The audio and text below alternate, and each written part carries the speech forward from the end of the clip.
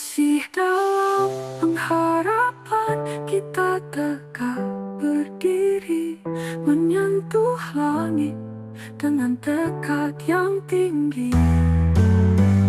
Suara kita lantang menggema di dunia. Wirausaha disabilitas menciptakan makna.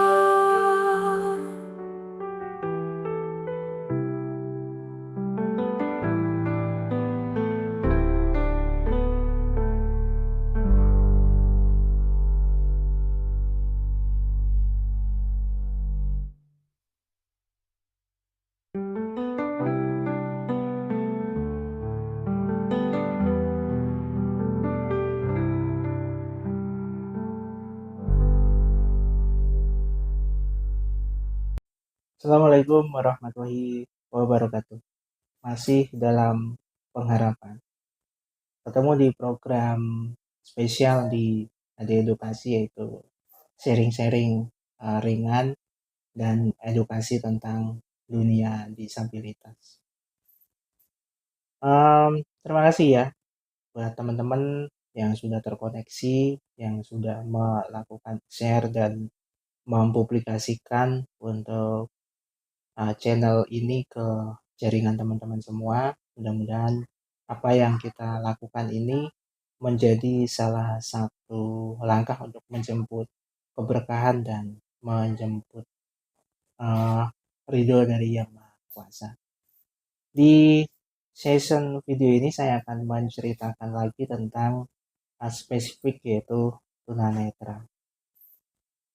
Di luaran sana masih banyak nih yang melakukan kesalahan dalam konteks komunikasi dan bersosialisasi dengan disabilitas netra, sehingga ini membentuk semacam stigma atau semacam sampel atau apapun lah itu istilahnya ya, yang menganggap gitu, asumsi-asumsinya yang menganggap bahwa tunanetra ya nggak bisa apa-apa, dan mereka kebingungan bagaimana cara komunikasi, menyampaikan, dan bersosialisasi dengan teman-teman disabilitas netra. Salah satu kebiasaan yang salah yang dilakukan oleh non-disabilitas, orang umum, orang yang alhamdulillah dia nggak ada keterbatasan dalam konteks fisik maupun intelektual maupun apapun yang bersifat disabilitas, mereka adalah non-disabilitas, itu sering melakukan kesalahan-kesalahan yang menurut saya itu membuat para disabilitas semakin kurang nyaman dan semakin merasa kayak nggak mendapat nggak mendapat ruang, sorry, nggak mendapat ruang. Oke, saya minum dulu sebentar.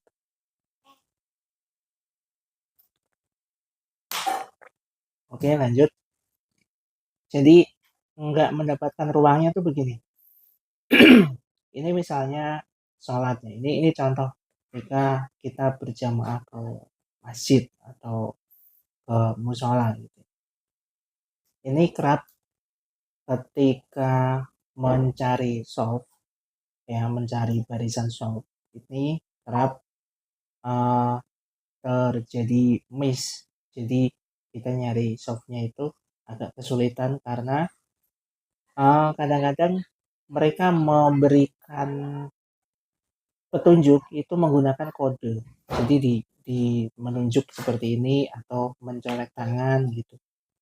Jadi seharusnya gitu ya, seharusnya ketika melihat tunanetra atau jemaah tunanetra yang mau sholat, ini perlu ya namanya ditanya. Jadi kalau nggak boleh kencang-kencang ya bisa mendekati telinganya gini ya, diomong, dikasih tahu dan dibantu. Misalnya orang tanya, orang lagi mencari soft barisan, ya dibisikin, ditanya, Pak mau nyari softnya, yuk saya bantu. Itu lebih enak daripada memberikan kode sentuhan seperti ini, disentuh atau hanya menunjuk, itu menurut saya malah nggak efektif. Kenapa? Ya karena kita nggak melihat. Yang namanya nggak melihat itu fokusnya adalah kepada informasi suara maupun informasi sentuhan. Sentuhan pun harus jelas. Jadi tunanetra itu lebih fokus kepada audio atau suara atau informasi yang berbentuk suara. Clear ya di sini ya. Jadi kita nggak perlu lagi nih melakukan kekeliruan yang seperti pada umumnya dilakukan oleh orang-orang, bahwa ketika bertemu nih menunjukkan softnya hanya ditunjuk saja. Padahal seharusnya itu dikasih tahu, disampaikan dengan ucapan maupun dengan suara. Jadi bisa dideketin telinganya misalnya, atau bisa langsung ditanya aja, pasti kok kita nyambung. Ditanya, Pak mau nyari apa? Mau nyari soft? Mau nyari tempat wudhu atau apa? Tanya.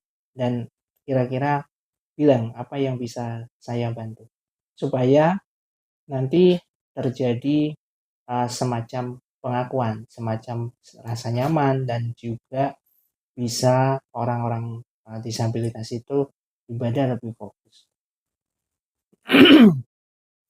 Ini satu poin yang menurut saya sering ditemukan, dan khususnya buat teman-teman netra yang sedang melakukan perjalanan, misalnya mereka usaha jualan keliling, atau mereka sedang melakukan kegiatan seni di jalan dan lain sebagainya, itu sering menjumpai seperti itu.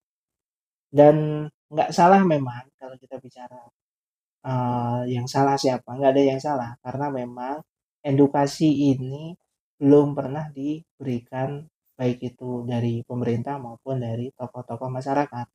Entah kenapa ya, saya mengamati masyarakat juga atau tokoh-tokoh juga nggak banyak tahu. Kok bisa? Ya karena memang mereka nggak mau mencoba untuk membuka, mencari tahu bagaimana sih sebenarnya disabilitas netra, bagaimana sih sebenarnya orang tunanetra, apa sih yang dibutuhkan, dan bagaimana sih kita bisa memberikan bantuan yang aksesibel kepada mereka. Kebanyakan kan mereka berpikir kasihan, kasihan, dan kasihan, sehingga nggak melakukan apa-apa, hanya sebatas dilihat orang nabrak didiemin, dan itu pada akhirnya membuat stigma bahwa tunanetra ya nggak bisa apa-apa. Padahal ya yang namanya orang nabrak atau orang nyenggol sesuatu itu ya karena memang akibat kita nggak bisa melihat, jadi bukan karena kita sembarangan ditabrak gitu kan. Memang yang mau siapa? Ingat ya teman-teman, bahwa tunanetra ini adalah sebuah takdir ya. Kita nggak bisa milih mau lahir seperti apa, bentuknya bagaimana, keluarganya siapa, dan di lingkungan mana. Kita nggak bisa milih. Kita lahir, ya sudah lahir di keluarga yang sudah kita ada, dan kita tunanetra itu macam-macam ya, ada yang tunanetra dari kecil, dari lahir, ada juga yang sudah dewasa. Jadi banyak tuh tunanetra, ragamnya faktor kenapa terjadi nggak bisa melihat. Tapi semua itu adalah takdir. Jadi bukan sebuah pilihan dan sengaja dipilih untuk kita jalani.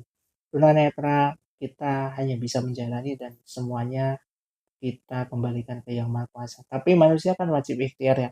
Salah satunya mengedukasi, memberikan komunikasi ini, informasi ini ke teman-teman non disabilitas, agar di luaran sana kita nggak terjadi miskomunikasi lah, mau memberi bantuan tapi bingung lah, canggung lah, dan lain sebagainya. Karena kita sudah tahu, oh kalau mau ngasih tahu tunanetra ya harus bersuara, harus disampaikan lewat suara, nggak bisa dikode-kode, nggak bisa hanya disentuh, nggak bisa hanya ditunjuk, karena ya nggak lihat ya gitu. Clear. Ini satu poin di session video ini, mudah-mudahan bisa disimak oleh teman-teman, bisa didengarkan dengan seksama, dan harapan saya ini bisa memberikan insight, memberikan solusi, dan memberikan aksesibel buat kita bisa bersosialisasi dan memberikan kontribusi untuk masyarakat. Terakhir dari kita masih dalam pengharapan. Assalamualaikum warahmatullahi wabarakatuh.